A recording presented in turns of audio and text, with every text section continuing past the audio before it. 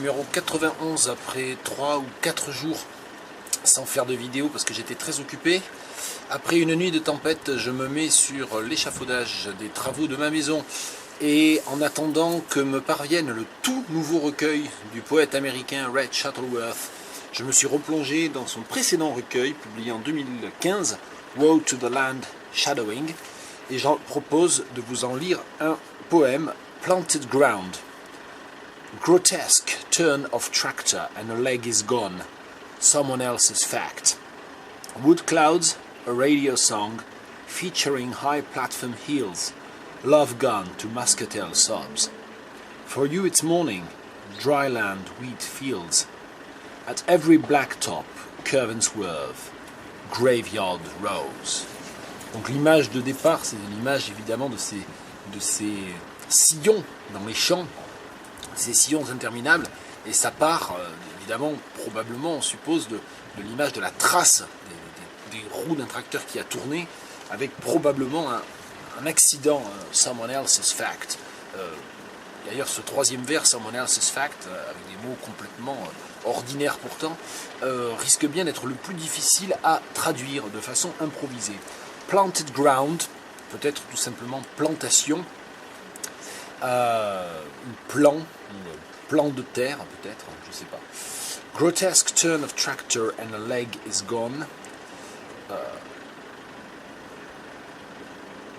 Un tracteur tourne, ou comment on dit, le fait de tourner, là, virer, c'est ça, virer, un virage grotesque, ou comment on dit, braquer, voilà, un tracteur braque grotesquement, c'est pas terrible ça quand même,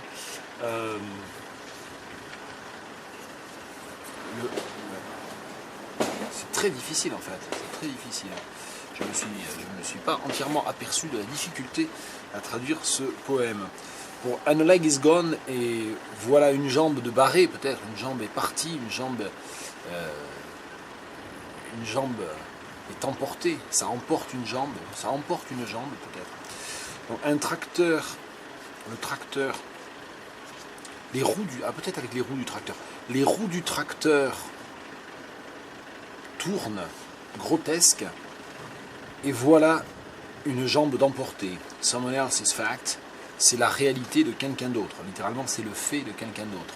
Le fait de quelqu'un d'autre, en français, ça serait ambigu, parce que ça, dans cette expression en français, le fait d'eux, c'est quelqu'un qui est à l'origine de ça, et la raison, c'est le fait de quelqu'un d'autre, c'est quelqu'un d'autre qui en est responsable. Donc là, il ne faudrait pas donner cette ambiguïté-là.